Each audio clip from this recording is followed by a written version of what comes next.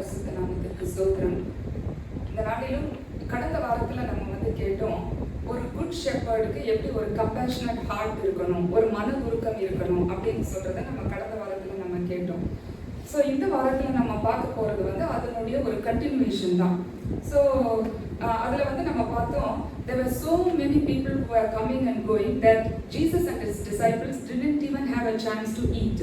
So அந்த அளவுக்கு அவங்க இருந்தனால let's go to a quiet place, a place of solitude where we can rest ன்னு சொல்லி போகிறாங்க. போகும்போது நம்ம பார்த்தோம், போன வாரத்தில் எப்படி ஏராளமான ஜனங்கள் அவர் போய் சேரத்துக்கு முன்னாடியே போயிருந்தாங்க. ஸோ அவர்கள் மேல் மனதுருகி அவர்களுடைய தேவைகளை சந்தித்தார்னு சொல்லி பார்க்குறோம். உபதேசம் பண்ணினார், பிசாசுகளை துரத்தினார், வியாதியஸ்தர்களுக்கு சுகம் கொடுத்தார் அப்படின்லாம் சொல்லி பார்க்குறோம். ஸோ ஒரு கம்பேஷனட் ஹார்ட் இருந்ததுன்னு பார்க்குறோம். இன்னைக்கு அதோடைய தொடர்பை தான் நம்ம இந்த நாட்டில் பார்க்குறோம்.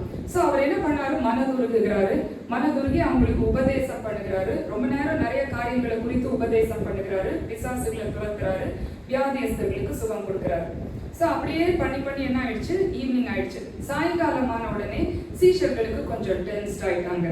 என்ன இவ்வளோ நேரம் அவங்களுக்கு ஒண்ணுமே நம்ம கொடுக்காம வச்சிருக்கிறோமே அப்படின்னு சொல்லிட்டு 12 வரும், அதாவது 12 டிசைபிள்ஸும், அதுல யாரோ ஒருத்தர் 2 பேர்னு கிடையாது, 12 பேரும் மொத்தமா சேர்ந்து ஏசாமிட்ட சொல்றாங்க, இவர்கள் சாயங்காலம் மட்டும் இங்கே இருக்கிறார்களே, இவர்கள் போஜனம் கொள்ளும்படி அங்கே இருக்கிற பக்கத்தில் இருக்கிற ஊர்களிலும் கிராமங்களிலும் போய் இவர்கள் போஜனம் கொள்ளும்படி இவர்களை நீங்கள் அனுப்பிவிட வேண்டும். சோ அனுப்பிச்சிருங்க அப்படின்னு சொல்லி சொல்றாங்க. சோ ஏசாமி ஆத்மாவுக்கு ஆகாரம் கொடுத்திருக்கிறாரு. நல்லா எல்லாரும் உபதேசத்தை கேட்டு நல்லா ஆத்மா திருப்தி ஆயிடுச்சு. எரேமியா தீர்க்கதரிசி கூட சொல்றாரு, உங்களுடைய வார்த்தைகள் கிடைத்த உடனே அவைகளை உட்கொண்டேன், அவைகள் என் இருதயத்துக்கு சந்தோஷமும் என் ஆத்மாவுக்கு மகிழ்ச்சியுமாய் இருந்தது அப்படின்னு. சோ வார்த்தை ஒரு சந்தோஷமான ஒரு காரியம் தான். இன்னைக்கும் நம்ம எல்லாரும் ஆண்டவருடைய வார்த்தையை கேட்க வந்திருக்கிறோம். நிச்சயமா ஆண்டவருடைய வார்த்தை கேட்கறது ஒரு சந்தோஷமான ஒரு காரியம் தான். ஆனா அதே சமயத்துல நம்ம வாசிக்கிறோம், பிரியமானவனே, உன் ஆத்துமா வாழ்வது போல நீ எல்லாவற்றிலும் வாழ்ந்து சுகமாயிரு மகனே. சோ ஆத்மாவை நம்ம நல்லா போஷித்தோம்னா சரீரத்தையும் ஆண்டவர் நிச்சயமா அதற்கு ஏற்ற தேவைகளை அவர் சந்திக்கிறார். ஆத்மா மாத்திரம் போதும், நீ போயிட்டு வா அப்படின்னு ஆண்டவர் சொல்ல போறது கிடையாது. என்னிடத்தில் வருகிற யாரையும் நான் புறம்பே தள்ளுவதில்லைன்னு, யாரையும் அவர் வெறுமையாக அனுப்பிவிடவே மாட்டார். சோ சீஷர்கள் என்ன சொல்றாங்க, இது மாதிரி பக்கத்து ஊருக்கு கிராமத்துக்கு எங்கேயாவது அனுப்பிச்சிருங்க, இது வனாந்தரமான இடம், இங்க ஒண்ணுமே கிடைக்காது அப்படின்னு சொல்றாங்க. ஆனா ஒண்ணு என்ன சீஷர்களுக்கு அதுல சரியா தெரியல அப்படின்னா, அது எப்படி இயேசு கிறிஸ்து அப்படியே ஜனங்களை வெறுமையாக அனுப்பி விடுவார், அப்படி சும்மா விட்டுருவாரா, அப்பனா அவரால் கொடுக்க முடியாதுன்னு நினைச்சிட்டு தானே இவங்க வெளியில அனுப்புன்னு சொல்றாங்க. இப்ப இன்னைக்கும் நம்ம எல்லாம் வரோம், ஜபத்துக்கு வரோம், எல்லாருக்கும் டிஃப்ரெண்டான நீட்ஸ், தேவைகள் இருக்கும், ஒவ்வொருத்தருக்கும் வித்தியாசமான தேவைகள். ஸோ நம்ம இங்க வந்தோம்னா சரி, இன்னைக்கு நீங்க ஒரு நல்ல ஒரு செய்தியை கேட்டீங்க, நீங்க பைபிள் வாசிச்சீங்க, பாட்டு பாடுனீங்க, முடிஞ்சிடுச்சு, என்ன வர்ஷிப் பண்ணீங்க, நீங்க போயிட்டு வாங்கன்னு சொல்லி ஆண்டவர் அனுப்ப போறது கிடையாது. நம்ம ஒவ்வொருவருக்கும் என்னென்ன தேவைகள் இருக்கு அப்படின்றது அவருக்கு தெரியும். அவர் நிச்சயமாக அந்த தேவைகளை சந்திக்காம அவர் நம்மளை வெறுமையாக அனுப்பி விடவே மாட்டார். சோ அந்த விசுவாசம் அந்த 12 சீஷர்களுக்கும் இல்லை. ஏன்னா 12 பேருமே ஏசாமிட்ட சொல்றாங்க, நம்மளால இங்க ஒண்ணுமே பண்ண முடியாது அப்படின்னு. அவங்க கொஞ்சம் யூதர்கள் பாத்தீங்கன்னா பழைய பாட்டு நல்லா ஸ்ட்ராங்கா இருக்கிறவங்க. அந்த டோரான்ற புக்ல பாத்தீங்கன்னா ஆதியாகமம், யாத்ராகமம், லேவியராகமம், எண்ணாகமம், உபாகமம் எல்லாமே அதுல இருக்கும். பிளஸ் அவங்களுக்கு எலியா, எலிசா தீர்க்கதரிசி, மோசே, இதெல்லாம் அவங்களுக்கு ரொம்ப நல்ல தெரிஞ்ச ரீடிங்ஸ், புக்ஸ் இந்த பைபிள். அப்படி இருந்தும் பாருங்க, பழைய பாட்டுல ஒரு இன்சிடென்ட் அவங்க ஞாபகத்துக்கு கொண்டு வந்திருக்கலாம். மோசே ஜனங்கள் எல்லாம், இஸ்ரேல் ஜனங்கள் எல்லாம் மோசேட்ட ஒரு தடவை அழுறாங்க. என்ன சொல்லி அழுறாங்க அப்படின்னா, இந்த மன்னாவை சாப்பிட்டு எங்களுக்கு ரொம்ப வெறுத்து போயிடுச்சு, எங்க நாக்கு செத்து போயிடுச்சு, நாங்க எகிப்துல இருக்கும்போது வெள்ளரிக்காய்கள், கொமட்டிக்காய்கள், கீரைகள், வெங்காயங்கள், வெள்ளைப்பூண்டுகள், மச்சங்கள் இதெல்லாம் சாப்பிட்டோம். ஸோ எங்களுக்கு சம் நான்வெஜ் வேணும், இந்த மன்னா சாப்பிட்டு எங்க நாக்கு செத்து போயிடுச்சுன்னு சொல்லி அழுறாங்களாம், முறுமுறுக்கிறார்களாம். மோசேக்கு ரொம்ப கஷ்டமாயிடுச்சு, ஆண்டவருக்கும் கோவம் வந்துச்சு. ஆனா மோசே சொல்ற, ஆண்டவரே, இவங்களை எல்லாம் கவனிக்கிறதுக்கு நானா இவர்களை கற்பந்தரித்து பெற்றெடுத்தேன், நம்ம பிள்ளைங்களை கவனிக்கிறதுக்கே நம்மளுக்கு ரொம்ப கஷ்டமா இருக்குது, 6 லட்சம் பேரை மோசே கவனிக்கணும்னா எவ்வளவு பெரிய ஒரு கஷ்டமான காரியம். So he was frustrated. இவங்களை போயிட்டு நான் எப்படி இவங்களுக்கு போய் நான் சாப்பாடு கொடுக்க முடியும் அப்படின்னு. அப்போ மோசே ஒரு வார்த்தை சொல்றான் பாருங்க, அது ரொம்ப இதுவா இருக்கும். அவன் என்ன சொல்றான், எங்க கிட்ட இருக்கிற எல்லா ஆடு மாடுகளையும் அடிச்சா கூட இந்த 6 லட்சம் பேருக்கு கொடுக்க முடியாது. ஏன் ஃபீடிங் த 5000 விட்டுருங்க, இங்க வந்து 6 lakhs, 5000ல ஒண்ணுமே கிடையாது. சோ அப்படின்னு சொல்லிட்டு இன்னொன்னு சொல்றாரு, சமுத்திரத்துல இருக்கிற மச்சங்கள் எல்லாம், அதாவது கடல்ல இருக்கிற எல்லா மீன்லயும் அடிச்சு கொண்டு வந்து எங்களால முடிஞ்ச அளவுக்கு வலை போட்டு மீனை பிடிச்சு கொண்டு வந்தா கூட இந்த 6 லட்சம் புருஷத்துக்கு நாங்க சாப்பாடு கொடுக்க முடியாது அப்படின்னு மோசே வந்து கடவுள் கிட்ட சொல்றோம். அப்போ ஆண்டவர் சொல்றாரு மோசே கிட்ட, நீங்கள் 1 நாள் அல்ல, 2 நாள் அல்ல, 5 நாள் அல்ல, 10 நாள் அல்ல, 20 நாள் அல்ல, 30 நாள், ஒரு மாதம் முழுவதும் நீங்கள் சாப்பிடும் வரைக்கும் உங்களுக்கு நான் ஏற்படுத்துறேன் அப்படின்னு சொல்றாரு. அப்புறம் மோசையை பார்த்து சொல்றாரு, கர்த்தருடைய கை குறுகி இருக்கிறதோ இல்லையோ என்பதை இன்று நீ காண்பாய் அப்படின்னு சொல்லி மோசே கிட்ட சொல்றாரு. அதே மாதிரி என்ன பண்றாரு, ஒரு கீழ்காற்றை அடிக்க பண்ணுகிறாராம் சமுத்திரத்துல. ஒரு காற்று அடிச்சு காடைகள் எல்லாம் வந்து உழுதான். எப்படி வந்து உழுதுன்னா, இவங்க பாளையத்துல இருக்கிறாங்க, இவங்களுக்கு இந்த பக்கம் 1 நாள் பிரயாணம் தூரம் வரைக்கும், ஒரு நாள் ஃபுல்லா நடந்து போனா எவ்வளவு தூரம் போகுமோ அவ்வளவு தூரம், அதே மாதிரி இன்னொரு பக்கம் 1 நாள் பிரயாணம் தூரம் வரைக்கும். சோ அவ்வளோ ஒரு டிஸ்டன்ஸ்க்கு 2 பக்கமும் ஹைட் வந்து 2 முழம், 1 முழம்னா ஒரு கை அளவு, அதே இது டபுளா 2 முழம் அளவுக்கு காடைகள் வந்து இருந்துச்சாம். சோ அன்னைக்கு காலை முழுவதும், மத்தியானம் முழுவதும், இரவு முழுவதும், சாயங்காலம் முழுவதும் எடுத்து சாப்பிட்டாங்களா அவங்க, அந்த அளவுக்கு ஆண்டவர் கொடுத்தாராம். சோ இதெல்லாம் இந்த ஜனங்கள் வந்து, சீஷர்கள் வந்து இதெல்லாம் பார்த்திருப்பாங்க பைபிள்ல. அது மாத்திரம் இல்ல, இன்னைக்கு நம்ம வாசிக்க கேட்ட பழைய பாட்டின் புஸ்தகம் 2 ராஜாக்கள் 4ஆம் அதிகாரத்துல எலிசா தீர்க்கதரிசி கிட்ட 100 பேர் இருக்கிறாங்க, சாப்பாடு கொடுக்கணும் அவங்களுக்கு. சோ அப்போ ஒரு மனுஷன் வந்து எலிசா தீர்க்கதரிசி கிட்ட, என்கிட்ட 20 அப்பங்கள் இருக்கு அப்படின்னு சொல்றான். அப்போ எலிசாவுடைய வேலைக்காரன் வந்து சொல்றான், நம்ம கிட்ட 100 பேர் இருக்கிறாங்க, 20 அப்பம் வந்து எப்படி பத்தும், 100 பேருக்கு முன்னாடி இது பத்தவே பத்தாது. சோ ரொம்ப லாஜிக்கான ஒரு காரியம் தான். அப்போ எலிசா சொல்றான், இல்ல கடவுள் என்கிட்ட சொல்லிட்டாரு, 100 பேருக்கும் கொடுத்தோம், இன்னும் மிச்சமும் இருக்கும்னு கடவுள் சொல்லிட்டாரு அப்படின்னு சொல்றான். அதனால நீ அவங்களுக்கு எடுத்து கொடு அப்படின்னு சொல்றான். அதே மாதிரி அவன் அந்த 20 அப்பங்களை 100 பேருக்கு எடுத்து கொடுத்து, கர்த்தரின் வார்த்தையின்படியே அவர்கள் சாப்பிட்ட பிற்பாடு மீதி ஆயிற்று அப்படின்னு சொல்லி நம்ம பார்க்கிறோம். சோ ஆண்டவர் வந்து அவரால் நிச்சயமா கொடுக்க முடியும், ப்ரொவைட் பண்ண முடியும். சோ நம்ம இன்னைக்கு இந்த மாலை வேளையில என்னென்ன தேவைகளோடு நம்ம வந்திருக்கிறோமோ, ஏதோ இன்னைக்கு வந்து வெறும் ஏதோ சாப்பாடு மாத்திரம் தான் அப்படின்னு, ஒவ்வொருத்தருக்கும் ஒவ்வொரு தேவை இருக்கும். சோ நம்ம இன்னைக்கு அவர்கிட்ட அவருடைய வார்த்தையை கேட்க வந்திருக்கிறோம்னா, அந்த தேவைகளையும் சந்திக்காம அவர் நம்மள அனுப்பவே மாட்டாரு. சோ அதனால போன வாரம் வந்து நம்ம பார்த்தோம், what a compassionate God he was. As a shepherd, அவருக்கு வந்து ஒரு compassionate heart இருந்துச்சு அப்படின்னு.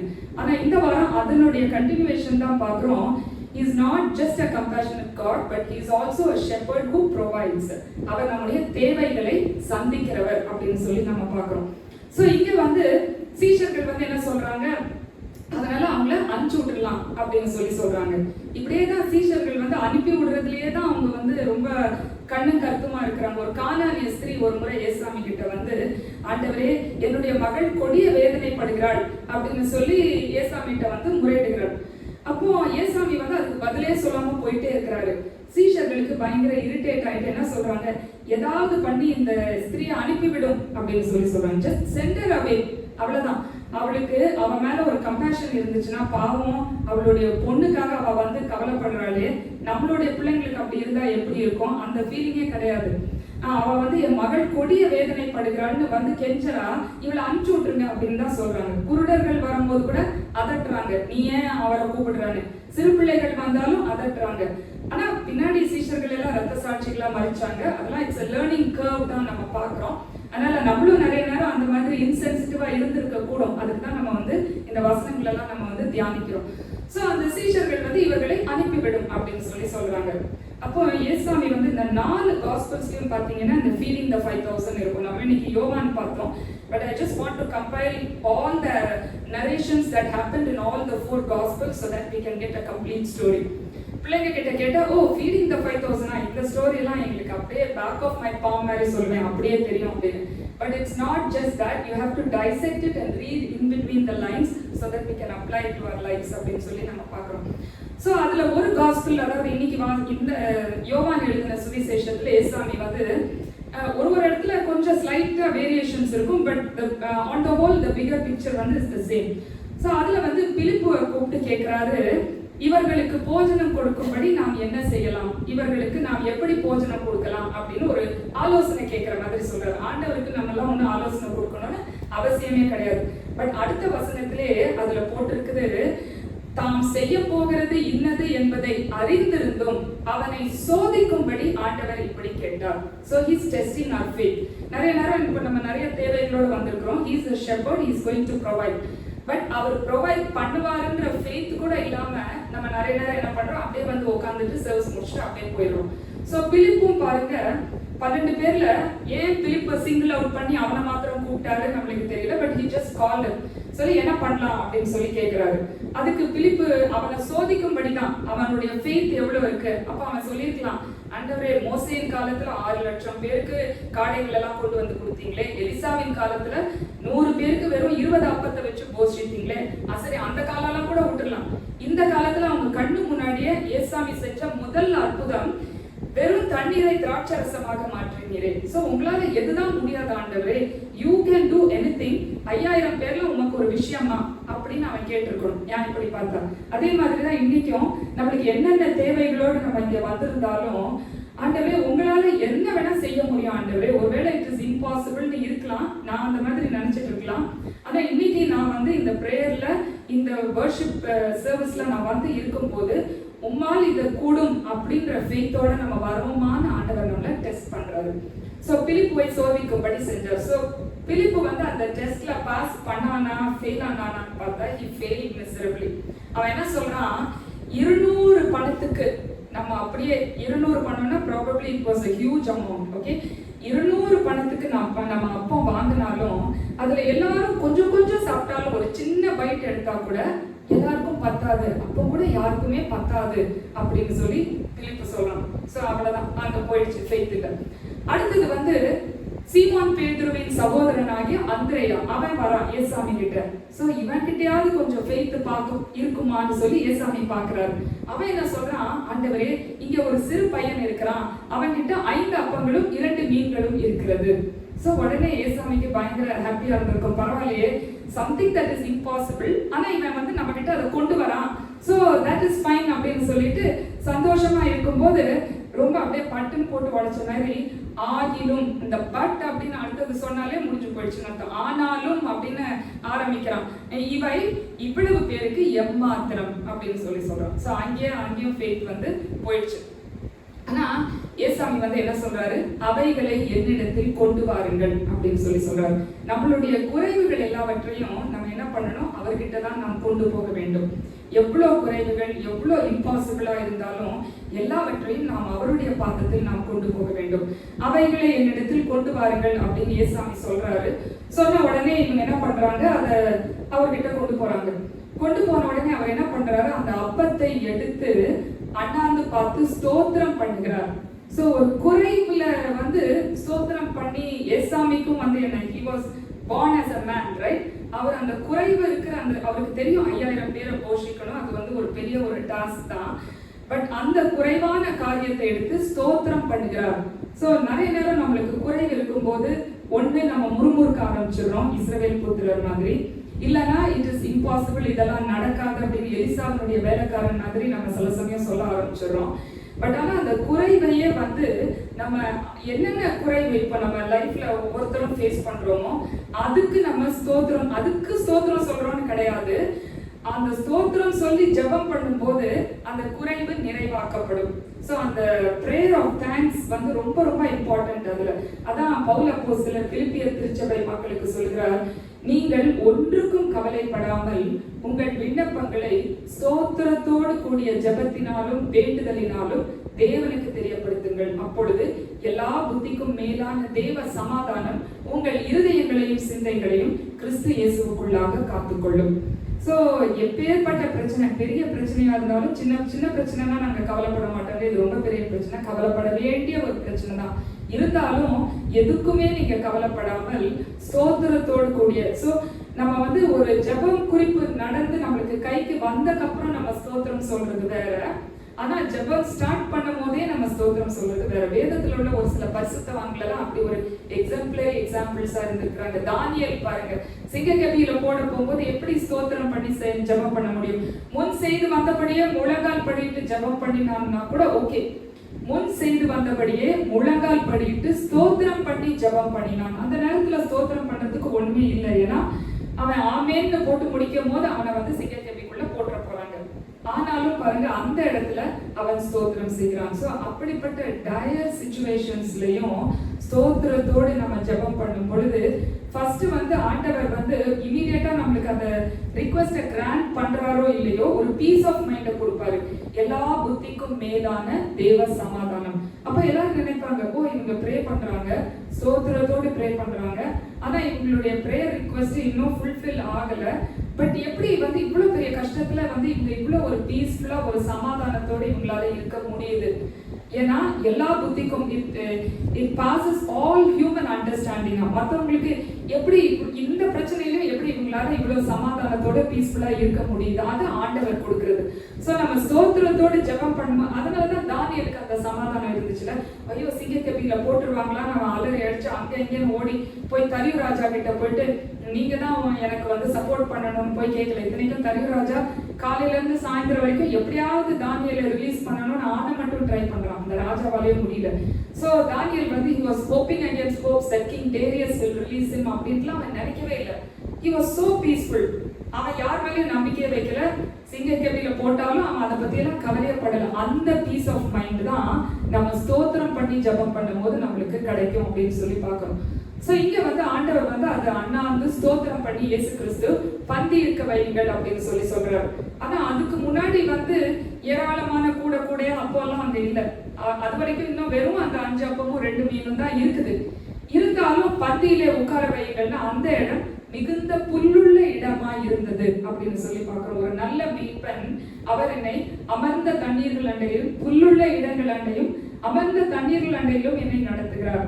சோ புல்லுள்ள இடங்கள் அமர்ந்த தண்ணீர் அண்டை அவர் நடத்துகிறார்னா அப்படியே வந்து ஒரு நல்ல ஒரு குட் ஷெப்பர்டா அந்த இடத்துல எல்லாரையும் அமர வைக்கிறாரு.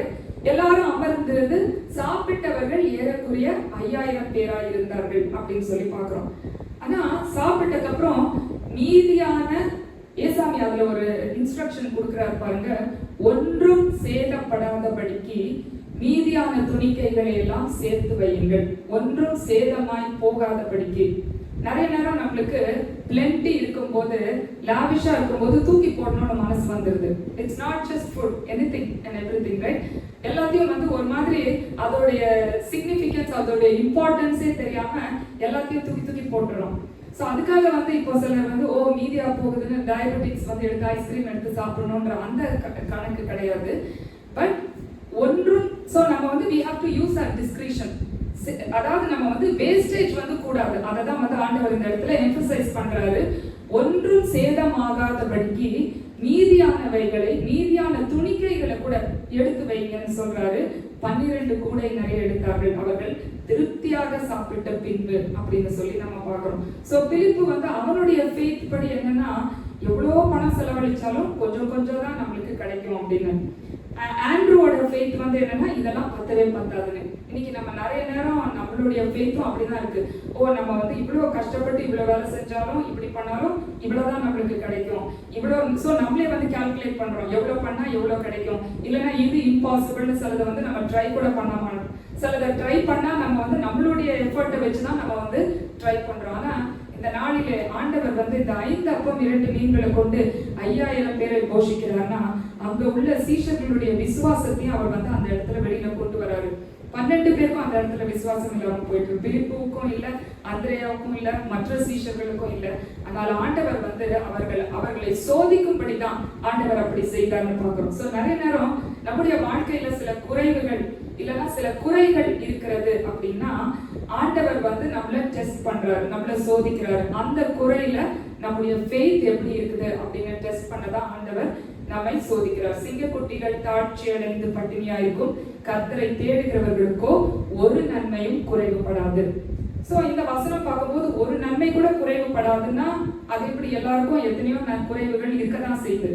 ஆண்டவர் அப்படி சொன்னார்னா, அதனாலதான் பவுல் சொல்லுகிறாரு, என் தேவன் கிறிஸ்து இயேசுவுக்குள் தம்முடைய மகிமையிலே நம்முடைய குறைவுகளை எல்லாம் நிறைவாக்குவார்.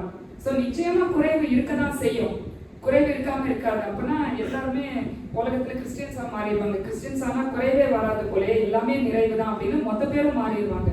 எல்லாருக்கும் இருக்கிறது தான் அதே குறைவு தான் எல்லாருக்கும் வரும். கர்த்தர் நல்லோர் மேலும் தீயோர் மேலும் தமது சூரியனை உதிக்க பண்ணி நீதி உள்ளவர்கள் மேலும் அநீதி உள்ளவர்கள் மேலும் தமது மழையை பெய்ய பண்ணுகிறார். சோ எல்லாருக்கும் அதே குறை தான் வரப்போகுது.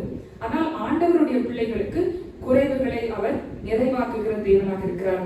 ரூத் கூட அந்த போவாஸ் அந்த நகோமியோட திரும்பி அவளுடைய அந்த ஊருக்கு போகும்போது, பெத்லகேமுக்கு போகும்பொழுது போவாஸ் சொல்றான், இஸ்ரவேலின் தேவனாகிய கர்த்தரிடத்தில் அடைக்கலமாய் வந்த உனக்கு அவர் நிறைவான பலனை கட்டளையிடுவாராக. குறைவா போறா, ஒண்ணுமே இல்லை. ஆனா ஆண்டவரிடத்துல இன்னைக்கு நம்ம எல்லாரும் அதே போலதான் ஆண்டவருடைய பாத தண்டையில அடைக்கலமாக வந்திருக்கிறோம்.